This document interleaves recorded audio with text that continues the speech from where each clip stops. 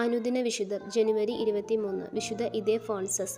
607 ഒരു കുലീന കുടുംബത്തിലാണ് വിശുദ്ധൻ ജനിച്ചത്. സ്പെയിനിൽ വളരെയേറെ ആദരിക്കപ്പെടുന്ന വിശുദ്ധനാണ് ഇദേഫോൺസസ്. പരിശുദ്ധ ദേവമാതാവിനോടുള്ള തൻ്റെ അഗാധമായ ഭക്തി മൂലമാണ് വിശുദ്ധൻ ഏറ്റവും അധികം അറിയപ്പെടുന്നത്.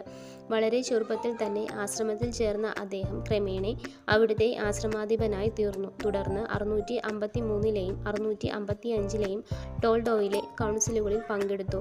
657 ടോൾഡോയിലെ മെത്രാപ്പോലീത്തയായി.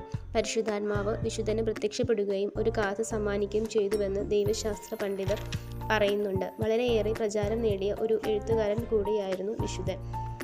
അദ്ദേഹത്തിൻ്റെ പ്രസിദ്ധരായ മനുഷ്യരെ സംബന്ധിച്ച് എന്ന കൃതി 7-ാം നൂറ്റാണ്ടിൻ്റെ ആദ്യ കാലഘട്ടങ്ങളിലെ സ്പെയിനിലെ സഭയുടെ ചരിത്രത്തെ കുറിക്കുന്ന ഒരു പ്രധാനപ്പെട്ട രേഖ കൂടിയാണ്.